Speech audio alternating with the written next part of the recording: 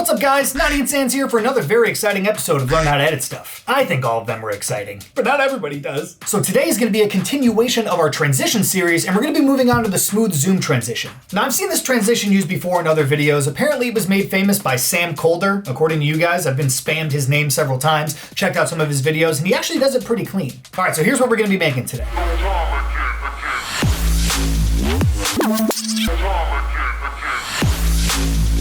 So why don't you go ahead and open up Premiere because we're getting started. All right guys, I've got Premiere open and I've got the two clips on my timeline that I want to do the zoom transition between. But first I want to show you guys up here in the preview window a video by Sam Kolder where he does the zoom transition. So this is what everybody's talking about. Pretty clean, and something that I found interesting was he's mirroring his clip when he does his transition to avoid having any black areas of the frame, which I thought was really interesting, but you can only really see it if you pause it on a frame or go frame by frame. So if I go frame by frame, you'll see that he mirrors it until it gets back to normal, which I thought was a pretty cool tactic. So we're gonna do that exact same thing today. So let's go to our first clip on the timeline. I'm gonna go to the end of the clip here, my very end, and I'm gonna set my position, scale, and rotation keyframes, and I'm just gonna go back 8 frames. 1, 2, 3, 4, 5, 6, 7, 8. And I'm gonna set my keyframes here again. Now, something important to remember is you don't want these to be linear, so I want you to highlight them, right click on it, go to temporal interpolation, and hit auto Bezier. So now by the end of our 8th keyframe here, I'm gonna rotate our video, let's say -20, and I'm gonna offset the scale by half. So go 4 keyframes over from your start, 1, 2, 3, 4, and set the scale position. And then I want you to zoom in on that scale a pretty decent amount. Now, your footage may look different. Do whatever you want here, but I'm zooming into 400% and I'm offsetting the scale so it starts rotating first and then scales. And the reason why we do the auto Bezier here, so if I were to highlight these and go back to linear, see how it's like real robotic looking? But as soon as you go to Bezier or auto Bezier, it actually pushes back a little bit before it zooms in. And that's gonna give you that nice smooth zoom that you're looking for. All right, so now that we've got that, let's go do our second animation over here on the GoPro side. So I'm gonna start from my very first keyframe here, set position, scale, and rotation, go over 1, 2, 3, 4, 5, 6, 7, 8. Set our position, scale, and rotation here. And now what I want to do is go back to my first keyframe. I'm going to rotate it to the right this time, 30, positive 30, and I'm just going to shrink this down just like that. And set these to auto Bezier as well. And for the second clip, you don't have to offset the scale and rotation. You can just do it all the same. All right, so now let's check that out. All right, looking pretty good so far. We got the base of it down. So now the important thing to do is gonna be to do that mirror thing that Sam Kolder does. So what I'm gonna do is I'm gonna click on this clip here and I'm going to nest it. You can right click on it and hit nest, or I have my keyboard shortcut set to Shift N to create a nest. And I'm going to do the same thing here. So I have 2 nested sequences. And I'm gonna go to where my animation starts, which is right here. I'm gonna go 1 keyframe back. So this is where we kind of wanna be here. Go over to Effects, type in Mirror, and we're gonna drop that on this nested sequence. So I'm gonna go over 1 keyframe where my animation actually starts. I'm gonna set my reflection angle to match what the video is doing. So right about -91 degrees, it looks like it matches up. And then I'm just gonna pull, so you have your X and Y axis just like you have up here on position. And I'm just gonna pull this up to the top. And what you're gonna wanna do is you're gonna wanna match the frame so it's a clean, even line here. So because it's a little bit off, let's try -92. And that's looking pretty good. So you're just gonna wanna line that up with the top of your frame, making sure that there's no black slivers showing.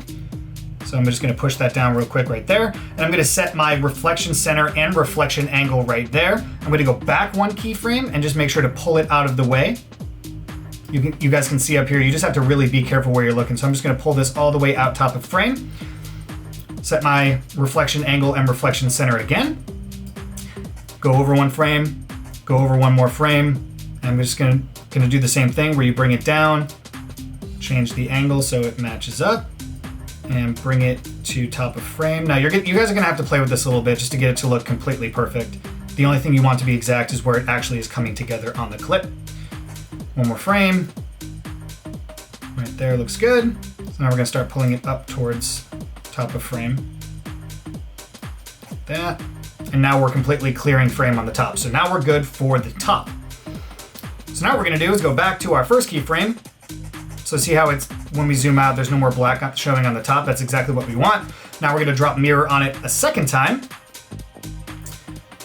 Go over to our second keyframe where it starts to show, and I'm gonna change my reflection angle to positive 90, which will give me the bottom that I'm looking for. And we're gonna do the exact same thing on the bottom, making sure that you're lining up your angles. And now we've got the bottom one going, looking nice there.